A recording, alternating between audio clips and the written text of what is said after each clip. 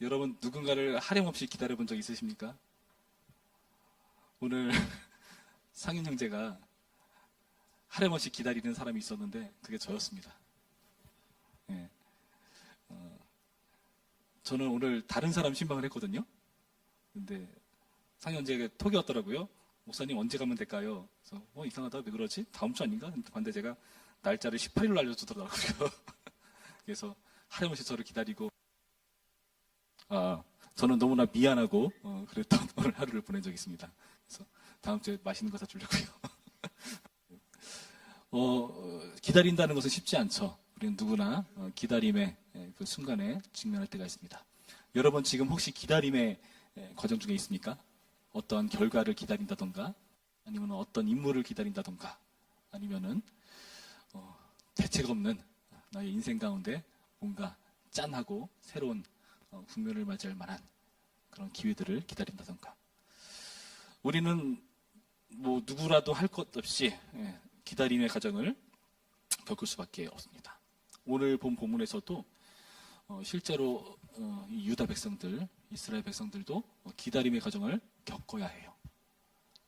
근데 그 기다림의 과정이 만만치 않은 환경입니다. 바로 포로 생활입니다. 포로 생활. 언제 끝날지 모르는 길고 긴 포로 생활. 포로 생활 이미 시작하고,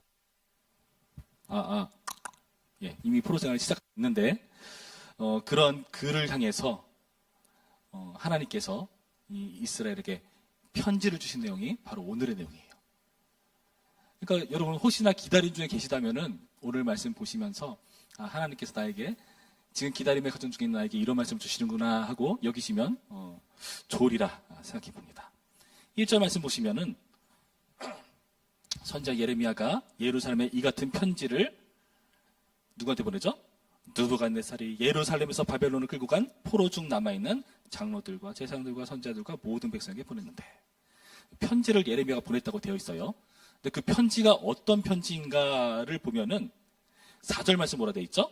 만군의 여호와 이스라엘의 하나님께서 예루살렘에서 바벨론으로 사로잡혀가게 한 모든 포로에게 이와 같이 말씀하시니라. 그러니까 하나님께서 예레미야라는 사람을 통해서 편지를 쓰게 하신 거죠. 결국 하나님께서 주시는 말씀인 겁니다. 여러분 그러니까요, 여러분의 환경 속에서 여러 가지 것들에 다양하게 귀를 열 필요가 있습니다.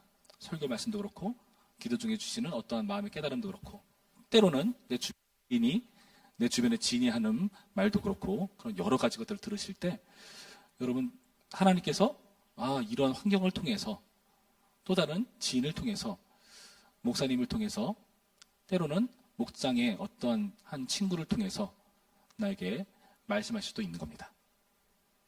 하나님께서 사람을 사용하시죠. 그런 경우들이 있다는 거죠. 그 내용은 무엇인가? 4절부터의 말씀 우리가 쭉 읽어보면은 5절부터 볼까요? 너희는 집을 짓고 거기에 살며 텃밭을 만들고 그 열매를 먹으라. 집 짓고 텃밭입니다. 마이크 하나 또 새로 준비해 주실 수 있을까요? 예. 그 6절 보시면은 아내를 맞이하여, 6절 말씀 보시면은 아내를 맞이하여 자녀를 낳으며 너희 아들이 아내를 맞이하며 너희 딸이 남편을 맞아 그들로 자녀를 낳게 하여 너희가 거기에서 번성하고 주를 들지 아니하게 하라. 무슨 말이죠? 집을 짓고 뭐 텃밭을 가꾸고 그냥 단순히 그때만 하는 게 아니라 자자손손 거기서 살아가라는 거예요. 7절 너희는 내가 사로잡혀가게 한 그 성읍의 평안을 구하고 그를 위하여 여호와께 기도하라. 뿐만 아니라 그 지역에 있는 사람들을 위해서 기도하라라고 말합니다. 그러니까 기다림 과정 중에 있는 사람에게 뭐라 말하는 거죠? 그 과정 중에 머물라. 현실을 직시하고 거기서 정착하고 살아가고 준비하고, 그리고 그 현실을 위해서 기도하라. 이런 말씀하고 계신 거예요. 그냥 한 문장으로 간략하게 말하면 뭐죠? 현실을 받아들이고 그 현실에 집중하라는 말씀이라는 겁니다. 현실에 집중하라는 기간이에요. 일상에 집중하라는 그런 내용이라는 겁니다. 여러분 우리는 이 부분을 잘 이해할 필요가 있어요. 우리가 현실을 살지 않는 경우가 생각보다 많습니다. 뭐 옛날 어르신들 보면은 다 라떼는 얘기 하시잖아요. 뭔 말이죠? 현실을 살지 못하고 과거를 사는 거예요. 젊은 우리는 어떻죠? 자꾸 미래 얘기하는데 미래에 집중하느라 현실을 보지 않는 겁니다. 현실을 외면하는 거예요. 어찌 보면 현실 도피적인 삶을 살기도 하죠. 어떨 때는 게임 같은 걸 통해서, 어떨 때는 관계를 통해서, 여행을 통해서, 그 모든 게 나쁘다는 게 아니라 그 모든 것들이 나의 현실을 외면하기 위한 것이라면은 필요할 때도 있긴 하지만은 그런 것들이 나의 현실을 도피하게 만들고 외면하게 만드는 그런 일이 아닌가. 그런데 우리는 이 현실에 집중해야 된다는 것을 오늘의 본문은 밝혀주고 있는 겁니다. 가만히 생각해 보면은 사실 우리에게 실체는요, 현실밖에 없지 않나요? 과거는 실체가 아닙니다. 말이 좀 어렵나요? 현실을 열심히 살아가다 보니까 과거가 만들어진 거고, 현실을 열심히 살아가다 보면 미래가 만들어진 거죠. 우리에게 실체는요, 현실밖에 없어요. 우리에게 실체는요, 지금 2시 25분 몇 초를 지나고 있는 지금 이 순간밖에 없다는 겁니다. 그러니까 이 현실에 집중하는 것, 여러분 이게 곧 과거를, 미래를 제대로 바꿔나갈 수 있는 그런 소중한 순간이라는 것을 이해할 필요가 있어요. 그래서 그런 거 썩 좋지는 않은 것 같아요. 시간 그냥 내버리듯이 뭐라 그러죠? 킬링 타임? 예. 그런 식으로 보내는 거 물론 필요할 때도 있게 하겠죠. 근데 그게 좋지는 않아 보입니다. 성경에서도 세월을 아끼라 말하죠. 때가 악하다. 성령 충만한 사람들의 특징을 말할 때 그 세월에 대해서 얘기를 하면서 세월을 아끼는 사람이 성령 충만한 것을 밝혀주고 있어요. 그 부분을 이렇게 분석해보면 그렇습니다. 우리가 너무나 많이 이 현실에서 외면하고 있는 것은 아닌가. 여러분 잘 생각해 보시기 바랍니다. 여러분 너무 SNS 세상에 빠지지 않길 바라요. 나오세요. 그거는 실체가 아닙니다. SNS에 있는 여러 가지 사람들의 소식들을 보잖아요. 실체 같아 보이지만은 아니에요. 잘 멋지게 꾸며진 포장입니다. 포장지예요. 여러분 그 포장지 가꾸는데 너무 많은 힘을 쓰지 마세요. 현실로 돌아와야 한다는 겁니다. 그래서 여러분 혹시 외면하고 싶은 현실이다. 그때야말로 더욱더 직면해야 됩니다. 현실을 직면하는 것은 나를 직면하는 거고요. 나의 실력을 제대로 보는 거고, 그리고 그 안에서 우리가 해결책들을 찾아낼 수가 있는 거죠. 현실에 집중해야 된다는 것. 그럼 여러분 지금 제일 집중해야 될 게 뭘까요? 설교를 열심히 들어야겠죠. 예, 지금 그렇습니다. 그렇죠. 그게 현실에 집중하는 겁니다. 그리고 또 중요한 말씀을 주고 계신데요. 12절과 13절 말씀 볼까요? 12절, 13절 말씀 우리 한 목소리로 읽어보겠습니다. 시작! 너희가 내게 부르짖으며 내게 와서 기도하면 내가 너희들의 기도를 들을 것이요. 너희가 온 마음으로 나를 구하면 나를 찾을 것이요. 나를 만나리라.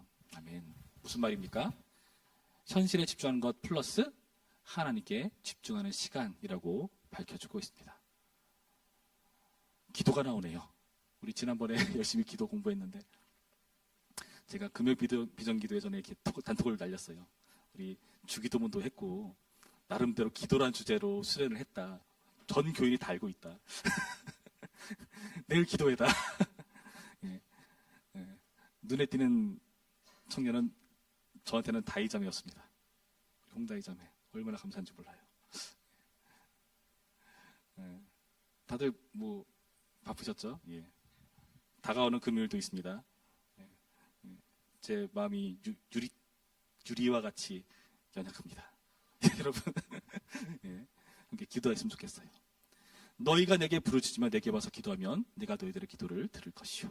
너희가 온 마음으로 나를 구하면 나를 찾을 것이요. 나를 만나리라. 여러분 하나님 만나는 방법은요. 하나님을 찾으면 됩니다. 하나님을 찾으면 하나님을 만날 수 있어요. 여러분 이게 되게 당연한 건데 우리가 많이 놓쳐요. 그러면서 하나님 어디 계시냐, 하나님 나를 안 만나주시냐 할 때가 있습니다. 곰곰이 생각해 보세요. 우리가 하나님을 보지 않는 것뿐입니다. 하나님을 만나려면 언제든지 만날 수 있어요. 하나님께서는 지금 우리와도 함께 계시고 보혜사 성령께서 우리 안에 계시면서 우리 가운데 역사하시는 분으로 일하고 계십니다. 한 주간 하나님께서 여러분 가운데 어떤 말씀을 주셨습니까? 어떠한 응답을 주셨습니까?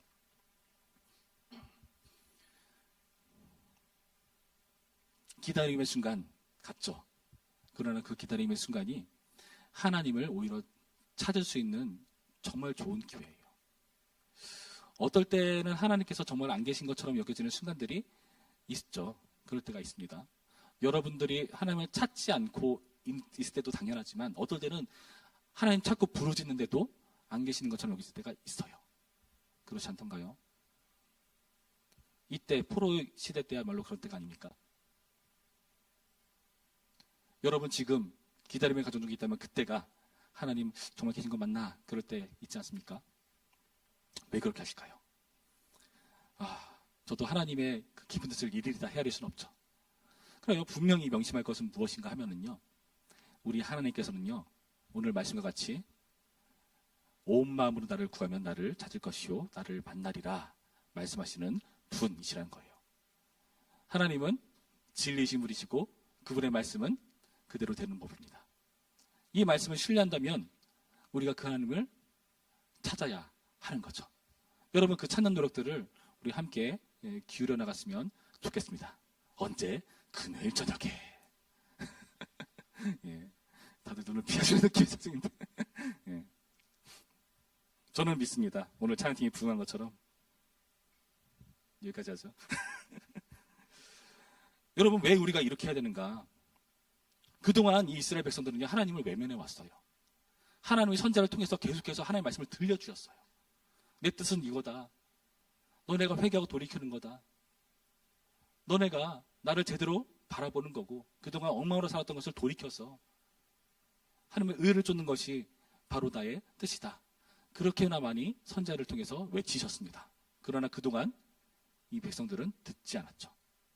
그 결과 하나님이 침묵하신 것 같은 고통의 세월을 이 포로 기간에 겪는 거죠. 이때 뭘 배울까요? 하나님의 밀당이에요. 하나님이 그동안 열심히 당겼어요. 우리가 막 밀어냈죠. 반대가 됐습니다. 하나님께서 우리에게 이렇게 찾아오셔서 일하시는 이유가 뭘까요? 여러분 그것은요 우리를 위해서 그렇습니다. 우리를 위해서. 우리가 일상에 집중하고 하나님께 집중해야 되는 것은요 결과적으로 우리를 위한 길입니다. 7절 말씀 뒷부분에 뭐라 돼 있죠? 7절 말씀 뒷부분 볼까요? 그를 위하여 여호와께 기도하라. 이는 그 성읍이 평안함으로 너희도 평안할 것입니다. 여러분 우리가 그 현실에 집중해서 그 현실 가운데 살아가면서 그 현실을 위해서 기도하고 그렇게 살아가는 이유, 일상에 집중해야 되는 이유가 뭐냐면은 그 일상에 집중함으로써 결국 그것이 우리에게 좋은 것이기 때문에 그렇습니다. 내가 있는 이 현실이 평안해야 나에게 평안이 찾아오기 때문에 그렇죠. 여러분이 있는 학교, 가정, 관계 그 안에서 평안이 찾아와야 여러분이 평안합니다. 그렇지 않습니까? 여러분 우리는 힘든 생활을 겪을 때가 있죠. 열심히 치열하게 직장이라든지 학교라든지 공부를 해야 될 때도 있고 일해야 될 때도 있고 때로는 가정이 있을 때 부모님이 막 눈치 보줄 때도 있어요. 특히 나이가 들어갈수록 그게 더 심해집니다. 여러분 그럴 때도 여러분이 그곳에 평안을 구할 때에 일상에 집중할 때에 거기에 평안이 찾아오는 것이고요. 결국에 그것이 우리를 위한 것이라는 것을 명심하시기 바랍니다. 여러분을 위한 거예요. 지금에 집중하는 것이. 그리고 또 어떻습니까? 하나님께 집중하는 것이 그것도 결국 우리를 위한 것이기 되기 때문에 그렇습니다. 우리 14절 말씀 한 목소리로 읽겠습니다. 14절 시작. 이것은 여호와의 말씀이니라. 나는 너희들을 만날 것이며 너희를 포로된 중에서 다시 돌아오게 하되 내가 쫓아 보내었던 나라들과 모든 곳에서 모아 사로잡혀 떠났던 그곳으로 돌아오게 하리라. 이것은 여호와의 말씀이니라. 아멘. 하나님을 만난다는 것은 어떤 하나님을 만나는 것이냐 하면은 그 포로 생활 가운데서 우리를 구원해내시는 귀한케 하시는 그런 역사를 하나님의 역사를 보게 된다는 뜻입니다. 여러분 하나님의 부재기간이 어떤 의미냐 하면은 하나님께서 나타나실 것을 볼 수 있는 기회라는 거예요. 참 이상하죠? 여러분 우리가 항상 같이 있으면요 그것을 잘 인식하지 못하는 그런 죄악된 존재예요. 너무나 식상한 말이지만 공기, 그렇죠? 소중한 물, 전기, 이 모든 것들 항상 우리 가운데 있기 때문에 우리는 그 소중함을 모르지만은 그 일본에 그 영화 있던데 전기가 끊어졌을 때 막 발생하는 일 다룬 영화 있는데 재밌습니다. 우리에게 소중하게 여겼던 그런 것들이 다 끊어졌을 때 우리는 그 소중함을 느낍니다. 내가 진짜 사랑하는 사람을 언제 느끼느냐? 그 사랑하는 사람이 사라졌을 때, 부재할 때, 그때 느껴요. 여러분, 이거 잘 이해할 필요가 있습니다. 하나님을 우리가 언제 소중히 느끼느냐? 하나님이 계시지 않을 때. 그리고 그때 이상하게도 하나님의 역사를 볼 수 있는 기회로 작용한다는 거죠. 여러분, 우리가 선악을 알게 한 나무의 열매를 왜 따먹었을까요? 하나님께서 우리에게 자유를 주셨죠.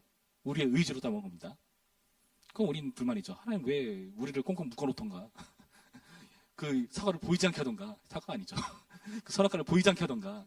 하나님 뭡니까? 하나님 그렇게 하지 않으신다는 거죠.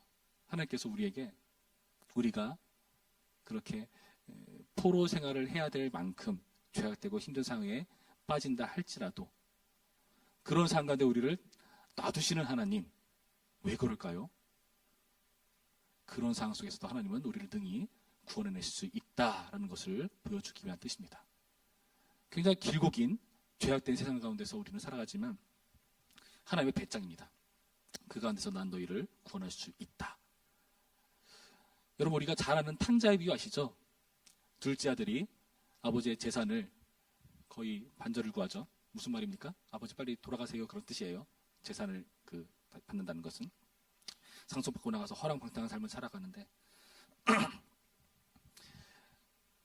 아버지가 재산을 왜 줬을까? 아버지가 왜 그들을 이렇게 내버려뒀을까? 여러분, 무엇을 보십니까? 거기서 하나님의 자신감을 보셔야 됩니다. 아버지의 자신감을 봐야 돼요. 하나님 없이 안 된다는 것을 깨닫는 자리까지 가보고 나서 우리는 하나님을 찾는 존재입니다. 여러분, 사람이 언제 운동을 하죠? 거울에 비친 내 모습이 형편없다는 것을 깨달았을 때 운동을 합니다. 몸에 어디 한 군데가 아프기 시작해야 건강의 소중함을 그때야 직시합니다. 그제서야 운동하죠. 그렇지 않던가요? 여러분, 우리가 그런 존재예요. 우리는요, 그 상황 가운데 직면해야만 그동안 함께 있었던 하나님을 비로소 찾는 존재이고요. 그리고 그제서야 우리가 제대로 된 길을 찾아갈 수 있는 그런 존재라는 것을 우리에게 가르쳐주기 위함입니다. 그래서 영어 표현인데 enabler라고 하죠. 들어보셨나요? 무슨 뜻이죠? 조력자라는 뜻으로 번역되기도 해요. 근데 조력자라는 의미보다는 심리학적으로는 오히려 더 안 좋은 뜻이에요. enabler가 뭐냐면은 필요 이상으로 도와주는 사람을 말합니다. 그래서 그 enabler가 있으면 어떤 문제가 발생하는가? 그의 도움을 받은 사람을 계속해서 남을 의지할 수밖에 없는 그러한 나약한 사람으로 살아갈 수밖에 없어요. 엄마가 자녀가 아무리 소중하다 하더라도 모든 걸 다 해줘서는 안 되는 거예요. 하나님은요, 우리에게 모든 걸 다 해주지 않습니다. 왜일까요? 우리가 누구의 형상으로 지었죠? 하나님의 형상. 하나님의 형상은요, 하나님급의 일을 하는 사람들이에요. 아까 말씀드렸죠? 하나님은 사람을 통해서 일하신다고요. 하나님께서 직접 도와주시기 전에 하나님은 사람을 통해서 도와줍니다. 어떤 사람을 통해서 도와주실까요? 하나님의 말씀에 마음이 동한 사람을 통해서 일하시는 거예요. 누가 궁핍하고 힘들다 그러면은 어떤 마음 가운데 하나님이 주시는 부담 있는 사람이 그 사람을 돕는 거죠. 예전에 제 동기 중에 어떤 분이 형님인데 전도사 시절입니다. 그 형님이 굉장히 자녀가 많아요. 5명인가 6명인가. 그 형님이 사역하던 교회에서 어떤 분이 이렇게 좀 돈이 많이 생길 기회가 있었나 봐요. 그런데 기도하는데 계속 그 전도님이 떠오르더래요. 어떻게 했을까요? 사탄아 물러가라 했죠. 근데 하도 그 생각이 너무 강하니까 하나님의 뜻인가 보다 하고 마침 그 형님이 차가 필요했는데 차를 구할 수 있는 돈이 필요했는데 그 전도님에게 그 지원을 해줬다는 말을 듣고 저는 생각했습니다. 역시 하나님의 역사를 보려면 애가 많아야 돼. 농담인데 안 하는군요. 예, 라는 이상한 생각을 했습니다. 무슨 말입니까? 하나님의 능력을 볼 수 있을 만한 자리로 우리가 몰린다는 거고 그 안에서 하나님께서 하나님의 일을 하는 사람들을 세운다는 겁니다. 여러분 마음 가운데 부담 있는 사람이 있어요. 오늘 지원자매가 찬양 인도를 했어요. 여러분 지원자매가 찬양 인도를 하고 싶었을까요? 하기 싫었을까요?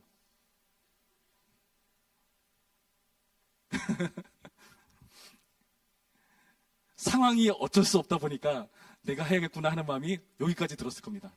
나 말고 아무도 할 수 없어, 아무도 할 사람이 없네 하는 그 위기 가운데 몰렸을 때 그 느낌 여러분 아세요? 우리 선리 형제님이 2년 연속 회사하는 게 그냥 된 게 아니거든요, 여러분.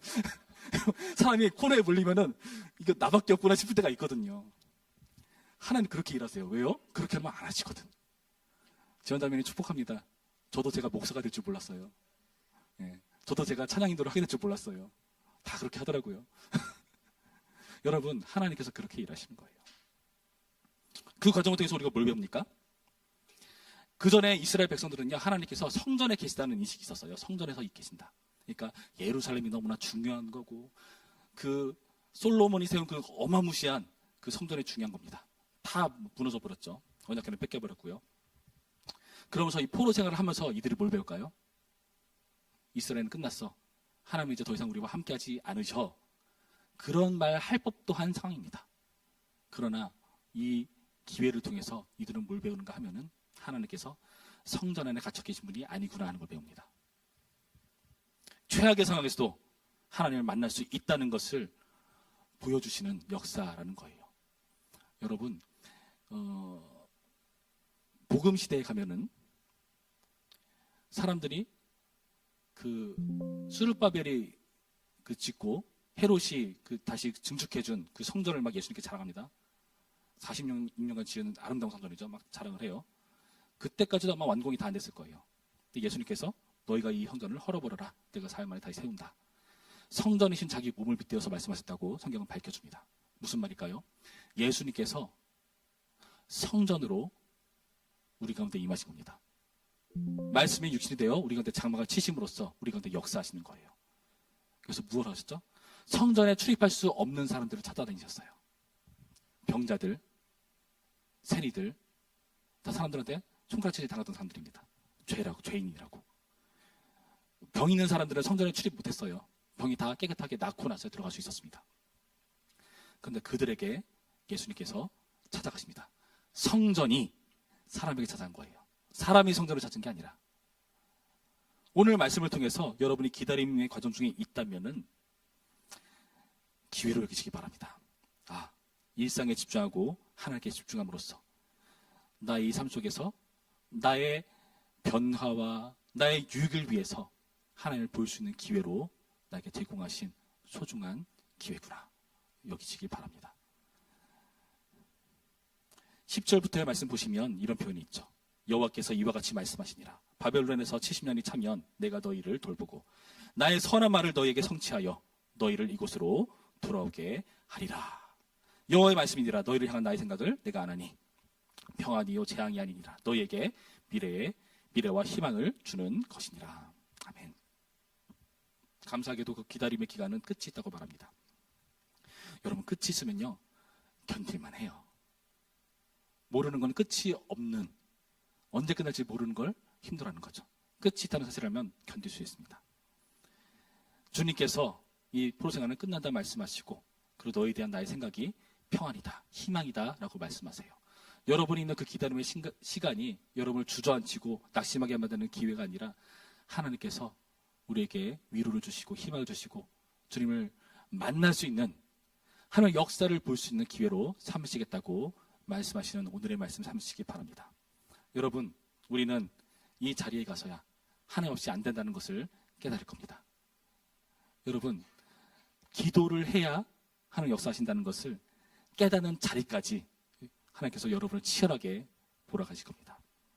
하나님을 찾는 기회 삼으시기 바랍니다.